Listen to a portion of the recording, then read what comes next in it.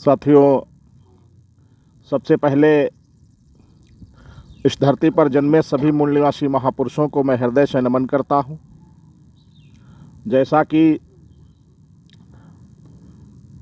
आज माता रमाबाई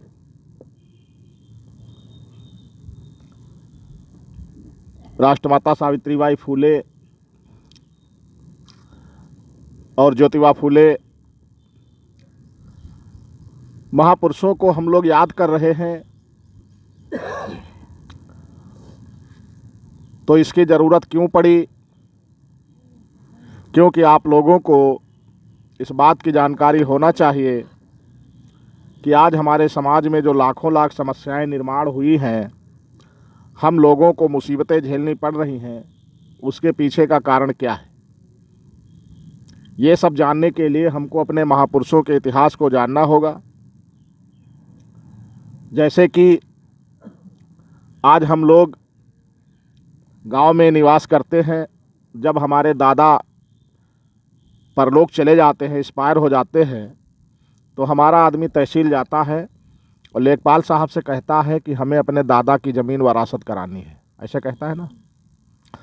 तो लेखपाल से जब कहता है तो लेखपाल कहता है कि तुम्हें जो है अपने दादा का आधार कार्ड और परिवार रजिस्टर नकल और अपना आधार कार्ड देना होगा, तभी जो है ज़मीन वरासत हो पाएगी।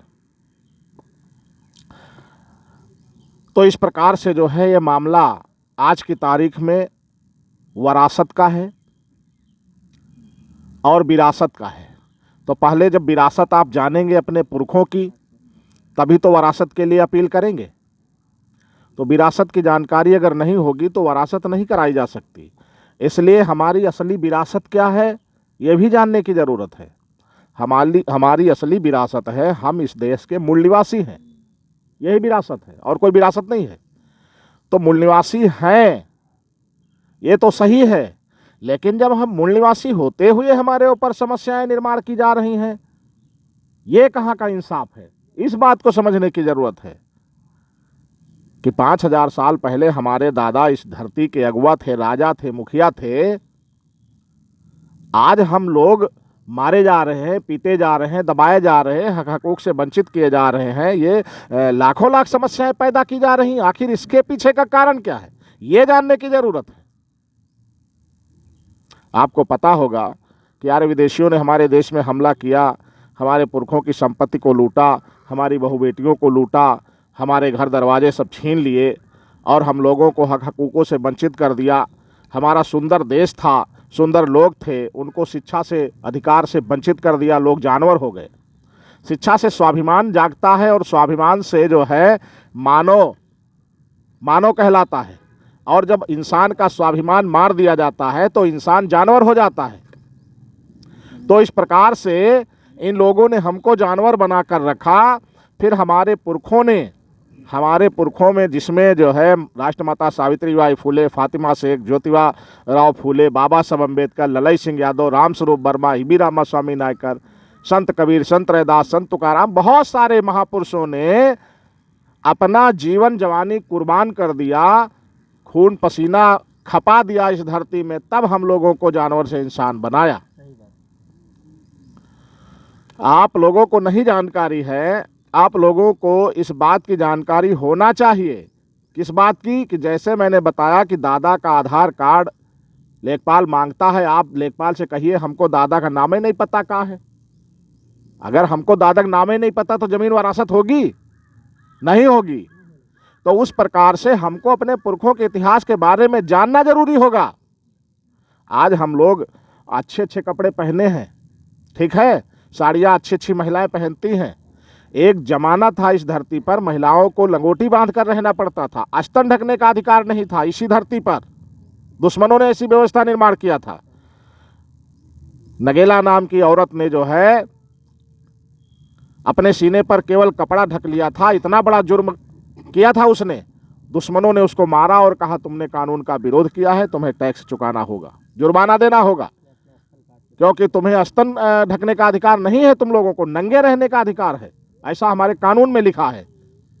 तो उसने जो है टैक्स क्या देती, वो पैसा नहीं था, उसके घर में खाने को नहीं था, उसने अपना स्तन काट कर दे दिया था, तब जाकर हमारी महिलाओं को साड़ी पहनने का अधिकार, धोती पहनने का अधिकार मिला। आज वो सारा छीना जा रहा है। महिलाएं सहयोग नहीं कर रही, महिलाएं साथ में नहीं आ रही। इस देश में महिलाओं की भागीदारी 50% है। एक घर में एक पुरुष होता है, एक महिला होती, 2 होते हैं ना, बराबर होते हैं। तो अगर कोई कार्यक्रम किया जाता है, कोई लड़ाई लड़ी जाती है, 100 पुरुष वहाँ पर लड़ने के लिए आते हैं, तो 100 महिलाएं भी आनी चाहिए ना, तभी तो 200 संख्या होगी। तो ये बताओ, अगर ज्योतिबा फूले लड़ाई लड़ रहे थे तो राष्ट्र सावित्रीबाई फूले अगर साथ न देती तो लड़ पाते? बाबा साहब अम्बेडकर जिस जमाने में विदेश में रहते थे, माता रमाई कितनी मुसीबत झेल रही थी, दवाई के बिना मर गई, टीबी हो गई, बच्चे मर गए, भूखों मरी और बड़ी मुसीबत झेली। अगर इतना ना झेली होती तो उनका पति विदेश में नहीं पढ़ पाता, और वो विदेश में नहीं पढ़ पाते तो हमारी आपकी लड़ाई नहीं लड़ पाते। ये सारी समस्याएं आप लोगों के पास जो निर्माण हुई हैं, इन सारी समस्याओं के पीछे बहुत बड़ा भेद है। उस भेद को समझिए। हमारे समाज के लोग जितनी बार पराजित किए गए, जितनी बार हक अधिकारों से वंचित किए गए, उतने त्योहार दुश्मनों ने बना दिया। अभी आप लोगों के ऊपर जो घटना होली के त्योहार पर घटी, तो होली के त्योहार के बारे में हमारे लोग नहीं जानते हैं। होली के त्योहार के बारे में आपको इस बात की जानकारी होनी चाहिए, हमारे पुरखे राजा थे, राजा हिरण्यकश्यप हिरण्याक्ष राजा थे, उनकी पत्नी पेट से थी, उनकी पत्नी को दुश्मनों ने कैद कर लिया, कैद मतलब जो है अपहरण कर लिया, उन्हीं के घर में बच्चा पैदा हुआ, कई सालों तक उसकी पत्नी को जबरदस्ती रखा अपने घर में, बेटा जब बड़ा हो गया तो उन्हीं के संस्कारों को चला गया। समझ रहे हो ना इस बात को? फिर वो उन्हीं के संस्कारों को चला गया। राजा किसी तरीके से अपनी पत्नी बेटे को कैद में छुड़ा कर लाया अपने घर पर रखा। रखने के बाद भी जो है वो बेटा उन्हीं की बात को मानता था, दुश्मनों की, अपने बाप की बात को नहीं मानता था। तो राजा साहब को गुस्सा आया तो गांव के बाहर काल कोठरी में कैद कर दिया बच्चे को, कहा तुम्हारी जेल हम कर देते हैं, तुम नहीं मानोगे ऐसे। बच्चे की जेल हो गई। बच्चे को खाना नहीं दिया जाता था, मना कर दिया राजा साहब ने, खाना भी देना, खाना पानी देना बंद कर दिया उसका। उसकी जो बुआ थी होलिका, जो हिरण्याकश्यप की बहन थी, और रात को चुपके से खाना देने जाती थी भतीजे को। एक दिन तो ऐसा आया कि उस होलिका बहन की शादी थी, त्याल हो गया है, मैन होना था, दूसरे दिन बारात उसकी आनी थी, बहुत दूर से नहीं शादी हुई थी। प्रतापगढ़ में एक अगोही नाम का स्टेट था उस जमाने में, जो प्रतापगढ़ जिला है, वहां से उसकी बारात आनी थी सवेरे, मैन का दिन था, और वो अपने भतीजे को रात में खाना देने चली गई। हरदोई और प्रतापगढ़ से, हरदोई उनका राज था, राजा हिरण्याकश्यप का। तो रात में जब खाना देकर वो लौट रही थी तो ब्राह्मणों के लड़कों ने उसके साथ बलात्कार किया, बलात्कार करके उसको फेंक दिया रास्ते में। फिर थोड़ी देर बाद सोचा कि अगर ये लाश मिल जाएगी तो सवेरे हम लोगों का सर कलम कर दिया जाएगा, मार दी जाएंगे।